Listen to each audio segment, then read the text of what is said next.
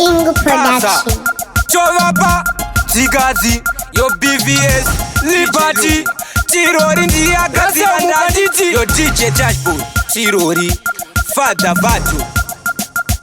Manuna shote paporasheni yakatiza manozi manyama ndiyo kaya zvitangiza mamero vano makaka vanobvidza kopa estera rakabaka iri ratabatiza Reipapo shoti rasheni yakatiza manozi manyama ndiyo kaya zvitangiza mamero vano makaka vanobvidza kopa estera rakabaka iri ratabatiza zviri zvekupisa ndabvuma marasheni anorema anopisa achirema saka mapisa rema patinosvika toziya madinga achichema tiri mabhanditi tobva tamecha rasheni boss dirasi vanomuziya kutopuka nekuzasi raseo mubhanditi munomuziya nditi tinomuti bhosi yala kwedu kuzasi yala poshote paporasheni yakatiza manozi manyama ndiyo kaya zvitangidza mamero vano makaka vanobvidza kopa estera rakabaka iri ratabatidza Reipapo shoti rasheni yakatiza manozi manyama ndiyo kaya zvitangidza mamero vano makaka vanobvidza kopa estera rakabaka iri ratabatidza ukaona kila nanaera Liberty marashens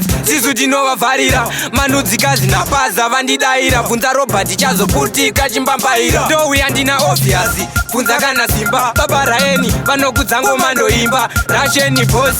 izuzu hatirane lozi kumufombi tiri mabig boss rasheni shote paporasheni yakatiza manozi manyama ndiyo kaya zvitangidza mamero vano makaka vanobvidza kopa estera rakabaka iri ratabatidza Reipapo shoti rasheni yakatiza manozi manyama ndiyo kaya zvitangidza mamero vano makaka vanobvidza kopa estera rakabaka iri ratabatidza zviri zvekupisa ndabvuma marasheni anorema anopisa achirema saka mapisa rema patinosvika toziya madinga achichema tiri mabhanditi tobva tamecha rasheni boss dirasi vanomuziya kutopuka nekuzasi raseo mubhanditi munomuziya nditi tinomuti bhosi yala kwedu kuzasi yala poshote paporasheni yakatiza manozi manyama ndiyo kaya zvitangidza mamero vano makaka vanobvidza kopa estera rakabaka iri ratabatidza Reipapo shoti rasheni yakatiza manozi manyama ndiyo kaya zvitangidza mamero vano makaka vanobvidza kopa estera rakabaka iri ratabatidza chiflayani